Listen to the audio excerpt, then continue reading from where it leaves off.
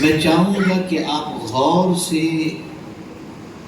جو کچھ بھی باتیں پیش کی جائیں اسے سنیں اور سمجھیں، اور اس چیز کو ذہن میں ہمیشہ رکھیں کہ جب بھی دینی محفل میں اہل سنت و جماعت کے کسی پروگرام میں یا جمعہ کو نماز میں مسجد میں جایا کریں تو یہ بات ذہن میں رہے کہ حضرت فضیل بن عیاض رضی اللہ المولا تبارک و تعالی عنہ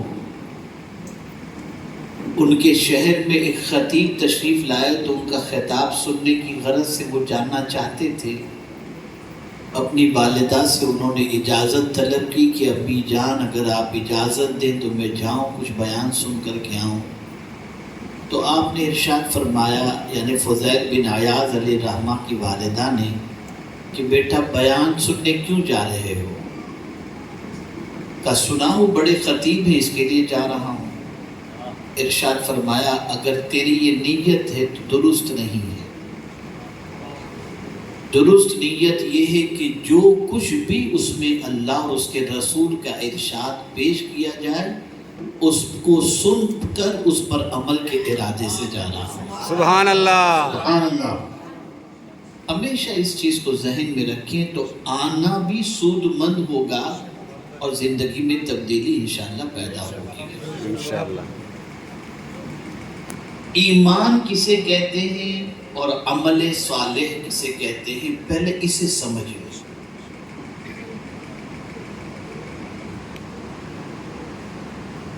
ایمان، امام راغب اصفہانی رحمت اللہ تعالی علیہ نے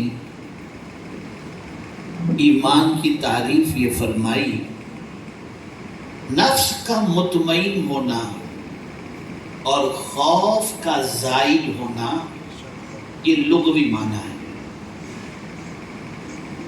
نفس کا مطمئن ہونا اور خوف کا زائل ہونا۔ نفس کا کس بات پر مطمئن ہونا اور کس بات کے خوف کا زائل ہونا؟ تو نفس کا اس بات پر مطمئن ہونا کہ ایمان لانے کے بعد مولا ہمیں جنت عطا فرمائے گا۔ سبحان اللہ۔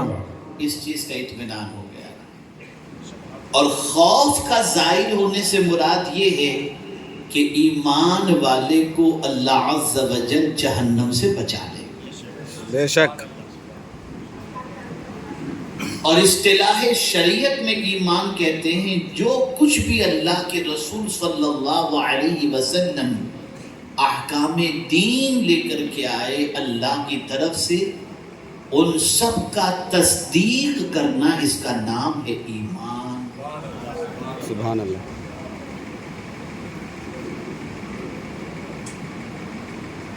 میرے پیارے آقا صلی اللہ تعالی علیہ وسلم کے پیارے دیوانوں، تھوڑا سا اور آگے بڑھیں۔ ایمان رہتا کہاں ہے؟ اس کی جگہ کیا ہے؟ ایمان کی جگہ دل ہے، جائے قرار دل ہے۔ اقرار باللسان و تصدیق بالقلب۔ وہ لوگ جو صرف زبان سے اپنے مومن ہونے کا دعویٰ کرتے ہیں لیکن دل میں ان کے ایمان کی تصدیق کا جذبہ نہیں ہے، قرآن ان کو مومن نہیں کہتا۔ وَمِنَ النَّاسِ مَن يَقُولُ آمَنَّا بِاللَّهِ وَبِالْيَوْمِ الْآخِرِ وَمَا هُمْ بِمُؤْمِنِينَ۔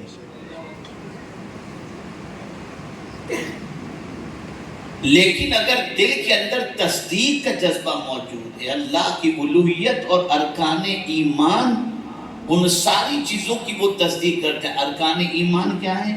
آمنت باللہ وملائکتہ وکتبہ ورسلہ والیوم الآخر والقدر خیرہ وشرہ من اللہ تعالی والبعث بعد الموت۔ یہ ہے ارکان ایمان۔ ان میں سے کسی ایک کا بھی کوئی انکار کر دے وہ مسلمان نہیں رہ سکتا۔ پہلی بات یہ سمجھ میں آئی کہ زبان سے اگر کوئی اپنے آپ کو مومن کہتا ہے لیکن دل اس کا ایمان کی تصدیق نہیں کرتا، وہ مومن نہیں، جیسا کہ میں نے قرآن کی آیت کی تلاوت کی۔ لیکن دل تصدیق کر رہا ہے اور ایسے لوگوں کے نرغے میں پھنس گیا کہ جو یہ کہتے ہیں کہ اگر تم کلمہ کفر نہیں کہو گے تو تمہیں مار ڈالیں گے، تمہارا ہاتھ کاٹ ڈالیں گے، پیر کاٹ ڈالیں گے۔ ایسا شخص جان بچانے کے لیے اگر کلمہ کفر کہہ بھی دے لیکن دل ایمان کی تصدیق کرتا ہو تو پھر بھی وہ مومن رہے گا۔ سبحان اللہ۔ یہ بھی قرآن میں من کفر باللہ، یہ قرآن نے کہا۔ جس نے اللہ کے حوالے سے کفر کیا، یعنی ایسے جملے استعمال کیے اپنی زبان سے نکالے جو جملے کفریہ ہیں اور حالت اکراہ میں، الا من اکرہ وقلبہ مطمئن بالایمان، لیکن اس کا دل ایمان پر مطمئن ہے، تو حضور نے سند عطا فرمائی ہے کہ وہ مومن ہی ہے۔ سبحان اللہ۔ جیسا کہ حضرت عمار، حضرت خبیب، حضرت یاسر، حضرت سمیہ سب کو گھیر لیا گیا، کچھ لوگوں نے جان دے دی، ان ضعیف حضرت عمار نے اپنی زبان سے کلمہ کفر کہہ دیا، جس کی وجہ سے ان کے دل پر کلک تھا۔ صحابہ میں مشہور ہو گیا کہ انہوں نے کلمہ کفر کہہ دیا ہے، وہ تو ایمان سے چلے گئے۔ سرکار نے فرمایا عمار کل بھی مومن تھا، آج بھی مومن ہے۔ سبحان اللہ۔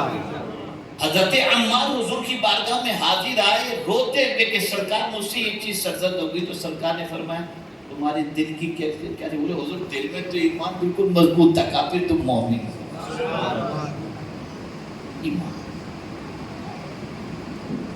اب ایمان کے سلسلے ہی میں اگر گفتگو کی جائے تو بڑی تفصیلی گفتگو یہ ہو جائے۔ بتانا یہ مقصد ہے، ایمان کی جائے قرار دل ہے۔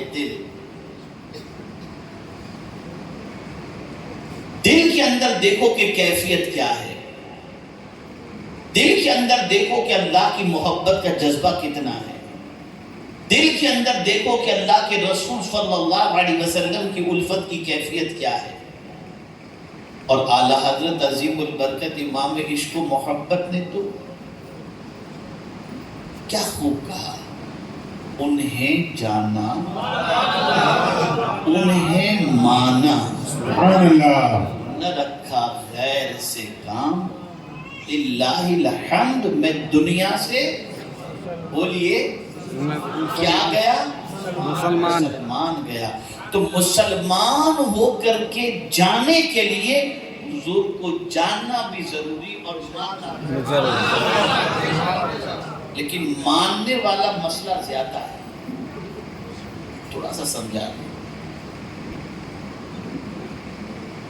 ایمان علم سے نہیں آتا، اور ایمان عمل سے بھی نہیں آتا، ایمان ماننے سے آتا ہے۔ سمجھا تو آپ کو تھوڑا سا تو آپ سمجھ جائیں گے۔ علم شیطان کے پاس تھا، اتنا تھا کہ معلم الملائکہ بنا، لیکن ایمان نہیں تھا، تو پتہ چلا علم سے ایمان نہیں ملتا، نہیں ملتا۔ علم سے۔ ابو جہل کے پاس بھی علم تھا، بلکہ ابو جہل کو تو چھوڑیے، قرآن کہتا ہے کہ اہل کتاب یعنی یہودیوں کے پاس حضور کے بارے میں اتنا علم تھا، اتنی معرفت تھی کہ اللہ اکبر، الذین آتیناہم الکتاب یعرفونہ کما یعرفون ابناءہم، کہ وہ حضور صلی اللہ علیہ وسلم کو اس طرح سے پہچانتے تھے جیسے باپ اپنے بیٹے کو پہچان لیتا ہے، لیکن پھر بھی ایمان نہیں ہے، پھر بھی۔ لیکن بخاری شریف کی ایک حدیث آپ کو بتا دوں، پہلی جنگ کے موقع پر رسول رحمت صلی اللہ علیہ وسلم کے مقابلے میں جو لوگ تھے ان میں ایک شخص تھا جو آقائے کریم صلی اللہ علیہ وسلم کو شہید کرنے کی غرض سے تلوار نیام سے باہر لے کر نکال کر میدان جنگ میں گھوم رہا تھا. پہلی جنگ رسول اعظم صلی اللہ علیہ وسلم اس کے سامنے بالکل آ گئے، لیکن اس نے حضور کو دیکھا نہیں تھا. آقائے کریم صلی اللہ علیہ وسلم کو میدان جنگ میں آمنا سامنا پہلی بار ہوا تو حضور صلی اللہ علیہ وسلم سے پوچھتا ہے من انت، آپ کون ہیں؟ تو میرے آقا صلی اللہ علیہ وسلم نے فرمایا محمد رسول اللہ صلی اللہ علیہ وسلم. اب سوال یہ پیدا ہوتا ہے کسی اور سے نہیں پوچھا، حضور ہی سے کیوں؟ تو وجہ یہ تھی کہ چہرہ اتنا نورانی تھا حضور سبحان اللہ کہ نظر پڑتے ہی اس کا دل کہنے لگا کہ یہ کوئی معمولی شخصیت نہیں ہے. سبحان اللہ. اور مجھے یہاں ایک حدیث یاد آتی ہے کہ ولی وہ جس کے چہرے کو دیکھو تو خدا یاد آ جائے. سبحان اللہ. تو نبی کا چہرہ کیسا ہوگا جس کے چہرے کی قسم مولا خود قرآن میں یاد فرماتا ہے. پوچھا من انت، سرکار صلی اللہ علیہ وسلم نے فرمایا محمد رسول اللہ صلی اللہ علیہ وسلم. اب سوال سنیے، نہ اس کے پاس علم ہے نہ اس کے پاس عمل. اس نے فوراً حضور سے پوچھا اگر میں آپ پر ایمان لے آؤں، یہ بخاری شریف کی حدیث، اگر میں آپ پر ایمان لے آؤں تو آپ کس چیز کی ضمانت مجھے دیں گے؟ بے شک. تو میرے آقا صلی اللہ علیہ وسلم نے فرمایا میں تجھے جنت کی ضمانت دوں گا. سبحان اللہ. بس اتنا سننا تھا کہ اس نے کہا کلمہ پڑھائیے. سرکار نے کلمہ پڑھایا. توجہ چاہوں گا، حضور صلی اللہ علیہ وسلم نے اسے کلمہ پڑھایا.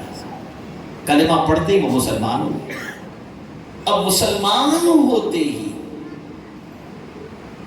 جس گھوڑے پر تھے انہوں نے سوچا کہ حضور کے قدموں کو چوم تو لوں جس کا میں نے کلمہ پڑھا ہے. سبحان اللہ. گھوڑے سے اترنے جاتے ہیں، پیر پھسلتا ہے، سر کے بل نیچے گرتے ہیں، روح پرواز کر جاتا ہے. گرتے ہی روح نکل گئی. نہ علم ہے نہ ابھی ایک سجدہ بھی نہیں کیا انہوں نے. ایمان لائے چلے، لیکن خدا کی قسم دنیا کے سارے قطب و ابدال ان کی برابری نہیں کر سکتے جنہوں نے پوری زندگی سجدے کیے ہوں. پھر بھی اس رسول کے چہرے کو دیکھنے والے اور حضور کے ہاتھوں پر ایمان لانے والے اس صحابی کی برابری نہیں کر سکتے. یہاں سے یہ بات سمجھ میں آئی کہ علم اگر ایمان کے لیے ضروری ہوتا تو بہت سارے بے علم ایمان لائے اور چلے گئے، اور عمل بھی ضروری ہوتا تو وہ بہت سارے ایسے ایمان لائے جو ایمان لاتے ہی اس دنیا سے چلے گئے، نیکی کا موقع ہی نہیں ملا. پتہ یہ چلا ایمان نام ہے ماننے کا. سبحان اللہ. ماننے. اسی لیے اعلیٰ حضرت عظیم البرکت نے کہا انہیں جانا انہیں مانا. آج بھی شیطان کے چیلے ہیں، جانتے سب کچھ ہیں لیکن جیسا ماننا چاہیے ویسا نہیں ماننا. تو ماننا ضروری ہے، اپنے جیسا نہیں، بے مثل ماننا ضروری ہے. سبحان اللہ. غیب دان نبی ماننا ضروری ہے. میں نے ابھی کہیں تقریر میں کہا تھا کیا میرے کریم کا کرم ہے کہ جیسے جیسے دنیا تباہی کے دہانے کی طرف بڑھتی جا رہی ہے، وہ لوگ جو حضور صلی اللہ علیہ وسلم کے علم غیب کا انکار کرتے تھے وہ بھی اب یوٹیوب پر حدیث کوٹ کرتے ہیں کہ یہ علامات قیامت ہے اور اب دجال جلدی نکلنے والا ہے. بابا کس نے بتایا؟ کہیں قرآن کی کوئی آیت تو کوٹ کرو. تو جواب ملے گا وہاں آیت نہیں، وہاں حضور کی حدیث ہی سمجھ میں آ رہی ہے۔ تو تم کہو یا نہ کہو لیکن تمہیں تسلیم کرنا پڑے گا کہ جو کچھ حضور نے فرمایا وہ حق ہے۔ بے شک۔ اللہ اکبر۔ یا رسول اللہ زندہ باد۔ اللہ اکبر۔ یا رسول اللہ۔ اب یہاں ماننے کا طریقہ بھی بتا دوں کہ حضرت اجازت کیسا مانا ہے۔ قرآن نے یہ بھی کہا اور ایسے ماننے والوں کے بارے میں دنیا آج بھی بکواس کرتی ہے، اس زمانے میں بکواس کرتی ہے۔ کیسا مانو حضور؟